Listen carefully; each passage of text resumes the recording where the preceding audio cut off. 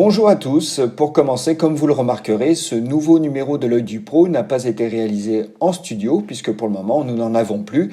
Et ça n'a pas vraiment d'importance car pour vous comme pour nous, je le présume, l'essentiel réside bien sûr dans ce qui est dit durant les interviews. Le décor est assez accessoire. Pour ce premier opus de l'Œil du Pro nouvelle version, nous abordons une affaire passionnante, l'affaire GameStop, qui a fait la une un peu partout dans le monde ces dernières semaines. Alors comment la résumer? Il s'agit ni plus ni moins que d'un soulèvement d'une armée d'investisseurs particuliers américains contre les fonds spéculatifs. Un soulèvement qui a commencé avec une bataille autour du titre GameStop, mais qui s'est étendu depuis à d'autres théâtres d'opération, comme notamment le marché des matières premières avec l'argent. L'idée est vraiment, pour cette armée d'investisseurs particuliers, de réaliser des plus-values aux dépens de fonds spéculatifs et d'acteurs financiers institutionnels. L'un des faits majeurs de cette affaire tient à ce qu'elle s'est nouée en partie autour d'un réseau social. Il s'agit en l'occurrence de la plateforme communautaire Reddit, dont certains forums agrègent des millions d'utilisateurs. Pour essayer d'analyser cette affaire et ses impacts possibles sur les marchés, nous recevons quelqu'un que beaucoup d'entre vous apprécient. Je veux parler de Sébastien Corchia, responsable de la gestion collective chez UBS, la maison de gestion. Donc nous sommes face à quelque chose de tout à fait inédit et on va essayer de cerner ensemble ce qui se cache derrière cette affaire, de comprendre de quoi elle est révélatrice et surtout les implications pour les investisseurs.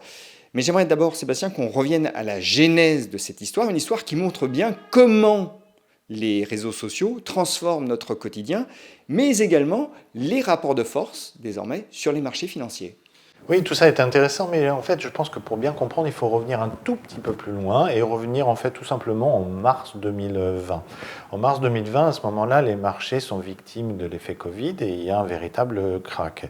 Et pour le coup, avouons que les particuliers américains ont à ce moment-là un comportement plutôt rationnel, là où d'habitude, malheureusement on le sait, les particuliers sont plutôt rassurés par la hausse et effrayés par la baisse. Là, ils considèrent que c'est une opportunité intéressante de revenir en bourse et ils le font plutôt bien sur des titres de qualité, des titres dont ils comprennent qu'ils sont des gagnants de la situation, les fameux GAFAM, Apple, Amazon notamment.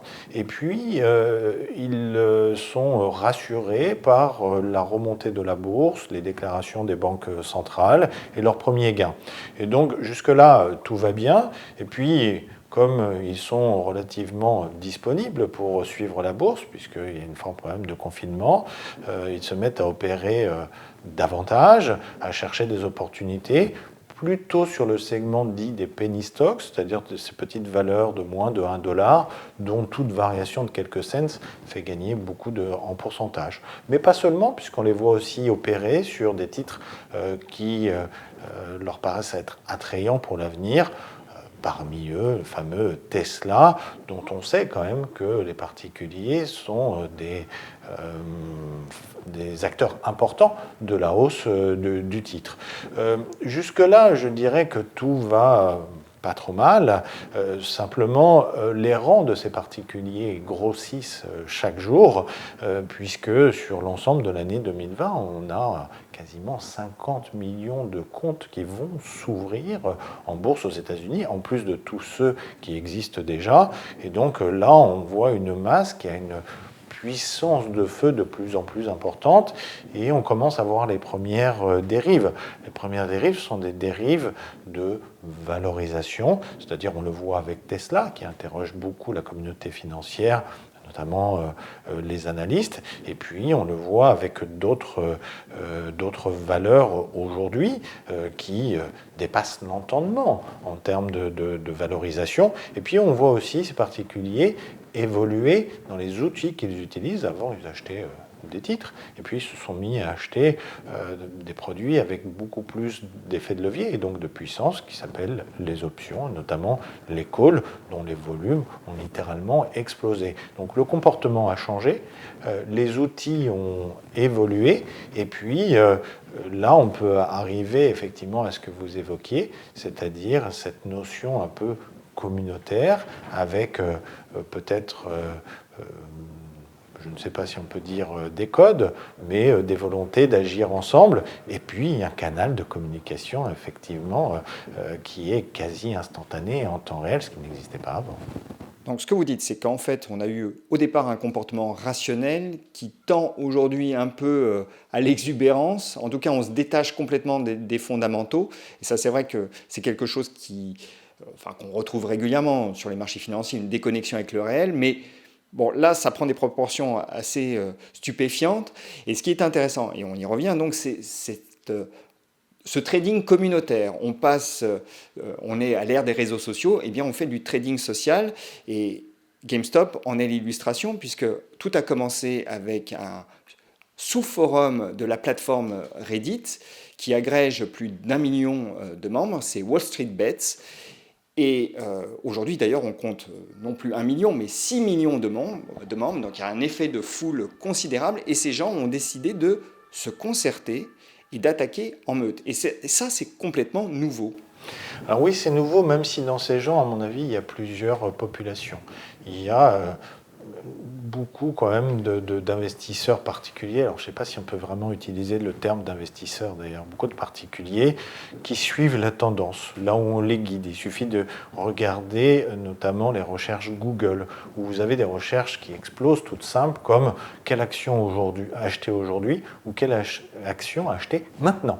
Donc vous voyez des gens qui ne cherchent même pas à avoir un affectio societatis, ne cherche même pas à analyser les entreprises, voire pire, parfois se trompe de société. On a parlé à un moment d'un réseau qui allait concurrencer WhatsApp, qui était Signal, et puis vous avez tout un tas de particuliers qui ont fait monter une bibliothèque qui s'appelait Signal, mais qui n'avait strictement rien à voir. Donc vous avez cette population-là, mais cette foule, effectivement, en partie se retrouve dans ce que vous évoquiez, une sorte de bastion où ils communiquent entre eux, mais dans lesquels, visiblement, il y a des investisseurs, eux, qui sont aguerris, qui savent très très bien où il faut aller, qui connaissent les faiblesses du marché, qui connaissent les modes et les codes de fonctionnement des marchés et des marchés modernes. Et vous avez au-delà de ça même peut-être aussi des icônes. On peut penser à Elon Musk qui arrive à avoir un effet gourou, c'est-à-dire que... Un influenceur, j'irais presque à dire presque effet gourou, dans le sens où il suffit qu'il mette hashtag Bitcoin, par exemple, pour que l'ensemble de cette foule, sans réfléchir, se dirige et achète des Bitcoins ou autre chose. Et là, vous voyez que vous avez différentes strates d'investisseurs ou d'intervenants, voire peut-être d'intérêts. Alors, revenons précisément à l'affaire GameStop. Donc, ce qu'il faut bien comprendre, c'est que GameStop, c'est une société de distribution de jeux vidéo et de consoles qui est bien mal en point. Elle est frappée de plein fouet par la crise. Elle a dû fermer plus de 1000 points de vente, je crois, depuis 2019. C'est dire qu'elle est très affectée par la situation actuelle et par, évidemment, les confinements et les mesures de distanciation sociale. Elle est devenue la cible, en l'occurrence, de fonds spéculatifs, les hedge funds, de certains hedge funds qui ont pris des positions de vente à découvert sur ce titre. Alors il faut expliquer déjà le principe de la vente à découvert, c'est-à-dire que vous pouvez en bourse jouer la baisse d'un titre en le vendant sans détenir les actions. Oui, vous vendez le titre dans l'espoir de le racheter moins cher, et c'est comme ça que se fera votre plus-value, tout simplement à l'inverse d'un acheteur qui va acheter en espérant le revendre plus cher. Donc il y a des techniques pour ça, il y a des marchés. C'est connu en France, le règlement mensuel qui est devenu le SRD a toujours permis d'acheter à l'époque à crédit, on pourrait dire d'ailleurs d'acheter à découvert à l'époque, mais également de vendre à découvert. C'est plus pratiqué aux États-Unis avec différentes techniques, notamment les techniques d'option ou de pré-emprunt de titre, peu importe les détails, c'est du jargon, mais l'idée est là, je vends un titre dans l'espoir de le racheter plus bas, et naturellement, pour ce faire, je vais cibler des entreprises en difficulté, et potentiellement, je n'aurais même pas, si je suis hedge fund, je n'aurais même pas à racheter les actions, puisque presque souvent, ces fonds-là jouent la faillite de l'entreprise à terme, avec un terme assez long, pas forcément à 2 mois. C'est là qu'on comprend qu'il y a des gens très malins dans cette foule, c'est qu'ils connaissent le mécanisme, et qu'ils l'ont exploité à leur profit. Oui, alors en fait, quand vous êtes vendeur à découvert, soit vous attendez la faillite de la société, soit à un moment, vous allez considérer que, bon, elle a suffisamment baissé, vous allez racheter les titres pour prendre votre gain. Donc le mouvement naturel sur un titre fortement vendu à découvert, c'est que les acheteurs viennent se replacer. Et finalement, la tactique, elle est simple, elle est presque vieille comme le monde, mais ça va être de forcer ces vendeurs à découvert à racheter leurs propres titres. Alors comment ils ont fait? Il faut un effet de masse. Et donc ils sont venus acheter en fait quelques titres, c'est particulier naturellement, et ils ont été même plus malins que ça, ou en tout cas ils ont trouvé une puissance de feu décuplée. Ils n'ont pas acheté forcément des titres, ils ont acheté des options d'achat, des calls. Et pour vous donner un ordre d'idée, il y a toujours un rapport à un instant T entre les calls et les puts. Sur ce titre GameStop, on a eu dans la première journée, je crois, 70 000 calls achetés contre 300 puts vendus. Autant vous dire que la masse est là et ça oblige, et là la mécanique s'enclenche. Alors sans entrer trop dans les détails, qu'est-ce qui se passe? Les calls créent un effet amplificateur. Vous avez des gens dont c'est le métier de vendre des calls et de se protéger, qui pour se protéger doivent acheter les actions, et puis on utilise l'arme de l'ennemi, c'est le judo. Je veux faire tomber mon ennemi plus puissant, je vais utiliser sa force. La force souvent de ces hedge funds, c'est d'utiliser les algorithmes, des algorithmes notamment suiveurs de tendance, renifleurs de tendance, on dit. Et donc les algorithmes qui appartiennent souvent aux hedge funds ont senti qu'une nouvelle tendance acheteuse venait, ont amplifié le mouvement, et puis là vient se mettre un phénomène qu'on observe depuis plusieurs années en bourse qui s'appelle la gestion passive, c'est-à-dire ces fameux trackers, les fonds qui répliquent. Et qu'est-ce qui se passe quand ces valeurs-là commencent à progresser, leur valeur progresse? Ça veut dire que leur poids dans les indices progresse. Comme le poids dans les indices progresse, eh bien ces fonds réplicateurs sont obligés de l'acheter. Et la mécanique s'emballe. Vous avez fait un boule de neige. Exactement, jusqu'à arriver à des excès. GameStop, à un certain moment, pendant quelques heures, est devenu la première capitalisation de l'indice Russell 3000, qui est un indice représentatif des petites et des moyennes valeurs aux États-Unis. Et là, c'est là que vous déclenchez le feu d'artifice, c'est que pour les fonds, la perte est insupportable, surtout qu'ils ne réagissent pas comme un particulier, ils réagissent avec des métriques de risque, et là le risque devient trop fort, ils n'ont pas le choix, on déclenche l'alarme en fait, c'est ce qui était recherché, on déclenche l'alarme, ces fonds sont obligés de se faire un peu, allez je vais être un peu grossier, obligés de se faire un peu harakiri, ils sont obligés de couper leur position, même si le titre ils savent que potentiellement il peut baisser, et la perte est prise pour le fonds et le titre s'envole. Alors, une infographie à l'écran pour illustrer la puissance de ce mouvement. C'est une infographie produite par le Financial Times avec des données Bloomberg, je le précise. Et on voit que les volumes de transactions journaliers de GameStop ont avoisiné ceux de Apple le 25 janvier. Donc on voit la masse, parce qu'Apple est un titre extrêmement traité, on voit la masse d'ordres qui ont été passés sur ce titre. On voit que cette action concertée, c'est pas juste quelques titres qui ont été achetés. En effet, il y a eu une action vraiment considérable de particuliers qui ont agi en meute. Alors, on dépasse l'entendement en termes de volume, mais on dépasse l'entendement, si on revient au tout début du sujet, en termes de valorisation et de non prise en compte des fondamentaux, puisque comme vous le rappeliez très bien, cette société ne va pas bien du tout. Et donc, quand elle devient une des premières sociétés de l'indice Russell 3000 en quelques jours, ça veut bien dire, et ça pose des questions sur la capacité de la bourse aujourd'hui à délivrer un vrai prix, mais c'est une autre question. En tout cas, le fondamental, ce qui fait la valeur, a priori théorique, au moins d'une action, est une donnée absolument mise de côté au profit du flux, de la hausse, du gain rapide, j'allais dire, dans une version plutôt casino que boursière. Mais est-ce que finalement cette histoire n'est pas emblématique de la fin de la bourse reposant sur des fondamentaux? Est-ce qu'aujourd'hui, finalement, on n'est pas dans un univers où les fondamentaux, il faut bien l'admettre, ne comptent plus? Alors, ça serait malheureux de dire ça, et ce n'est pas tout à fait vrai. Il est vrai que depuis que la bourse connaît notamment les taux négatifs, les taux d'intérêt négatifs, qui perturbent la notion du prix et qui perturbent la notion du risque, puisque on ne rémunère plus le risque, on observe des bulles, on observe des mouvements assez forts, et à défaut de dire bulles, au moins des valorisations qui ne correspondent ni à ce qu'on observait avant, ni à ce qu'on pourrait imaginer avoir. Ça, c'est la première chose. Mais il y a surtout cette notion, effectivement, de réseaux sociaux, de direction de l'épargne, qui, aujourd'hui, fait potentiellement se déstabiliser, en fait, pourquoi pas des économies. Puis ça pose aussi d'autres questions. C'est la politique de la Fed, par exemple, pour relancer l'économie, et aussi tout simplement pour éviter qu'à la crise sanitaire sur laquelle s'était greffée une crise économique et éventuellement se greffe une crise financière, est-ce qu'on n'est pas en train de créer une bulle véritablement qui pourrait être dangereuse sur les marchés. Donc oui, ça pose beaucoup de questions, cette histoire, en fait. Et l'utilisation aussi par les particuliers d'armes qu'ils ne maîtrisent pas forcément, parce que les options sont des outils très techniques.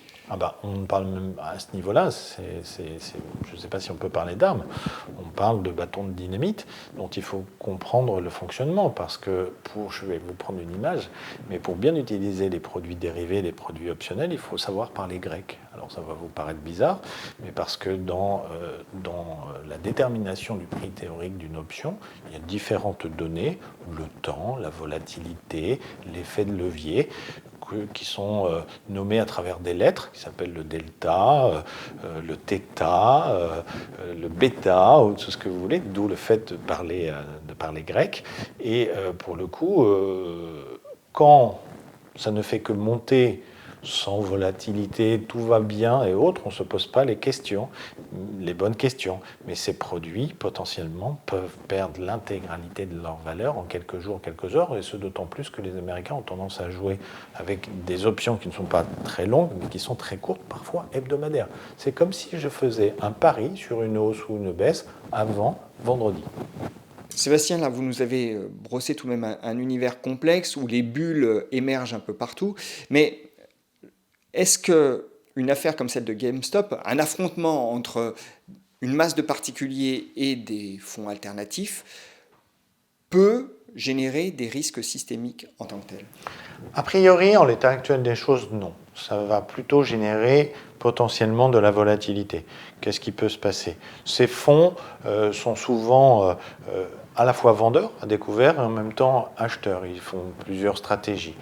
Le risque, c'est que s'ils perdent beaucoup d'argent, et ils en ont perdu beaucoup, pour, je dirais, récupérer des liquidités, réduire la voilure, se remettre dans une position de risque normale, ils peuvent être tentés, et ils l'ont fait d'ailleurs, de vendre des titres de qualité. Donc ça peut faire un peu baisser la bourse sur des titres qui n'ont rien demandé et qui sont, je dirais, leur réserve de cash. Donc ça peut créer de la volatilité. Certaines craintes, des effets de bord sur d'autres titres, on l'a vu. Vous avez vu des titres progresser, je pense, en France, par exemple. Vous voyez l'effet un peu de bord jusqu'à la France, des titres comme Unibail Rodamco, vous avez vu Nokia, vous avez vu des titres ou d'autres titres aux États-Unis comme BlackBerry qui sont pas forcément en bonne forme. Unibail Rodamco, en plein questionnement du reconfinement en France, gagné presque 20% dans la matinée.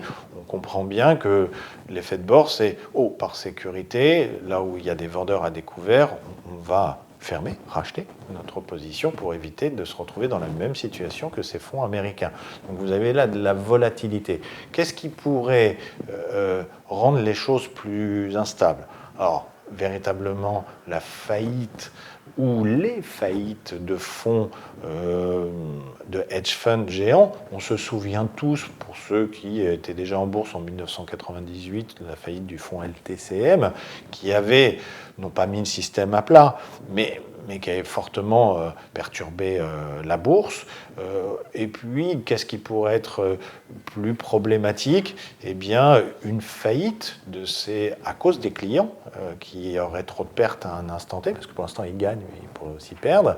Une faillite de ces courtiers qui poserait des problèmes de qui paye la note. C'est pas pour rien, d'ailleurs, que depuis quelques jours, les autorités demandent à ces courtiers d'augmenter leurs réserves pour faire face à des pertes potentielles et très fortes et très rapides de leurs clients.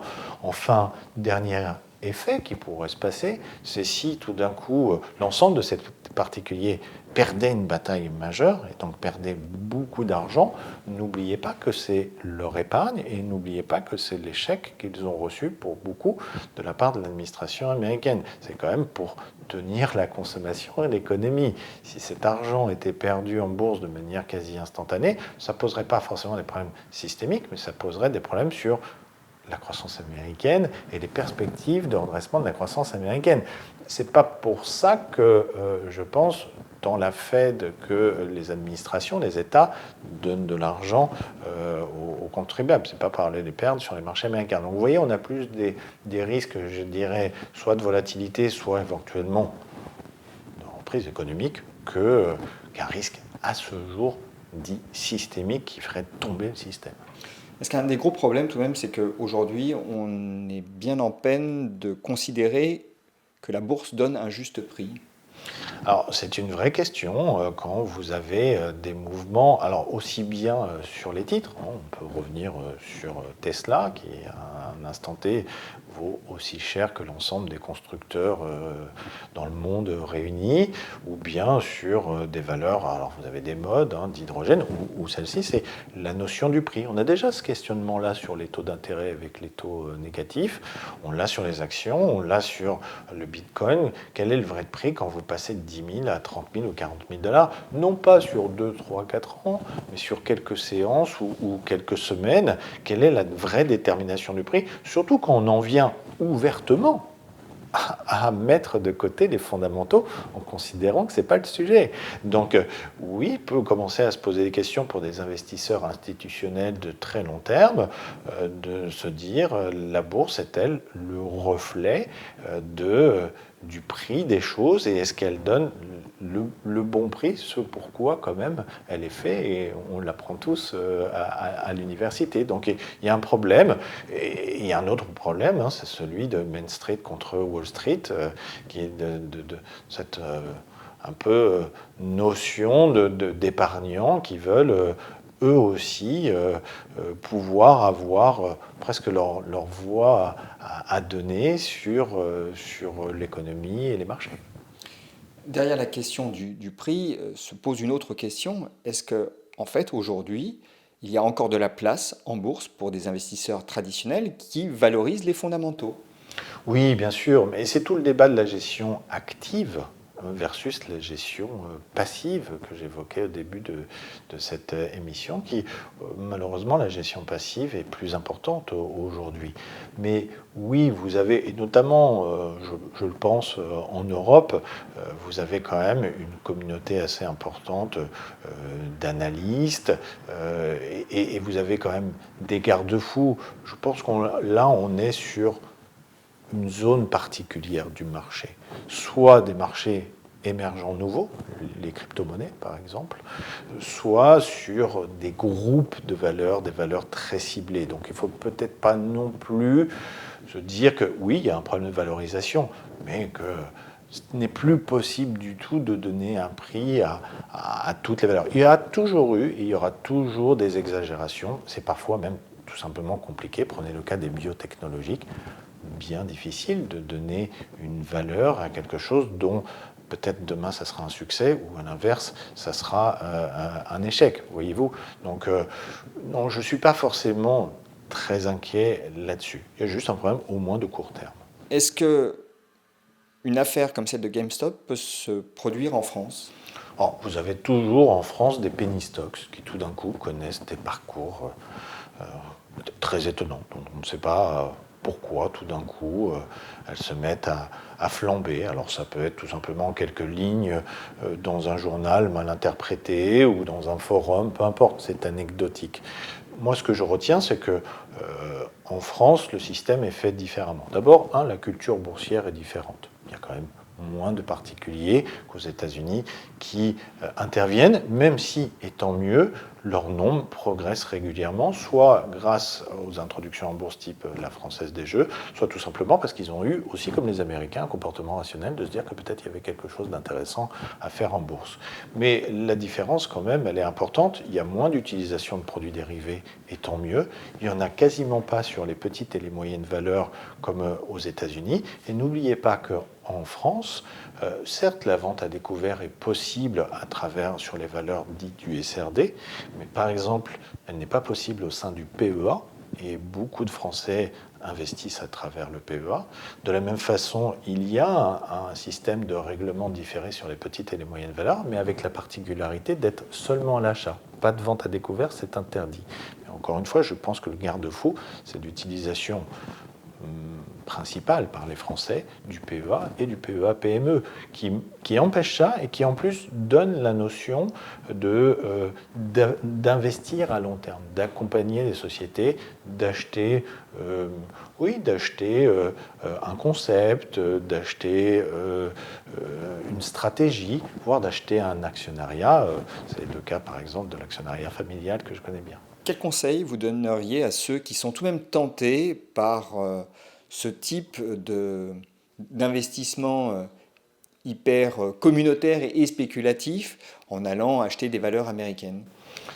Je crois que le mieux, c'est de laisser les Américains acheter des valeurs américaines avec leur système à eux et de rester sur ce que l'on connaît, ce que l'on peut observer, je dirais, au quotidien, on revient à la notion de valorisation, un prix qui paraît cohérent, qui donne soit une opportunité d'achat, soit une raison de prendre ses bénéfices, d'éviter les produits dérivés, surtout quand on ne connaît pas les mécanismes. Et encore une fois, bien souvent, au début ça marche, et on ne cherche pas à comprendre pourquoi ça marche, et c'est lorsque les pertes arrivent, et elles arrivent fortement et rapidement, qu'on se pose les bonnes questions, mais il est bien souvent trop tard. La bourse, ce n'est pas du casino, la bourse c'est quelque chose de moyen à long terme, c'est accompagner une entreprise, être actionnaire d'une entreprise et pas être un trader avec des produits où, par exemple, pour les professionnels, notamment aux États-Unis, il faut passer des licences pour pouvoir les utiliser. Donc vous voyez qu'on est très très loin du simple achat-vente avec 2 boutons sur une tablette dans son salon en ayant l'impression que ça y est, c'est très facile. Alors, à l'heure où nous parlons, la marée est descendante, puisque le titre GameStop a perdu plus de 80% de la hausse, mais il faut dire aussi que les courtiers ont interdit les positions acheteuses sur ces titres qui montaient follement. Donc, le mouvement ne pouvait plus qu'être inversé. Donc ça change un peu la donne. Et certains considèrent que les dés sont pipés. D'ailleurs, je précise que Robinhood, qui est le courtier vedette pour tous ces traders particuliers, fait l'objet d'une trentaine de classes actions, puisque un certain nombre d'investisseurs particuliers estiment qu'il est tout à fait illogique que Robinhood ait décidé d'interdire les achats de ces titres. Oui, sachant que ce même courtier vendait aussi les données de transaction, visiblement, de ces particuliers. Absolument. À ces fonds qui étaient face à ces particuliers. Vous voyez que l'affaire est quand même très complexe et que les particuliers ont aussi utilisé une plateforme parce qu'elle était gratuite. Mais quand c'est gratuit, on sait qui est le produit, malheureusement. Bon, en tout cas, le message que vous portez, c'est restez fidèles aux fondamentaux, ne vous écartez pas de ça, ça finira par payer. Absolument, c'est tout simplement ce pourquoi on place son argent en bourse, avec un objectif à moyen terme. Sébastien, merci. Merci Vincent.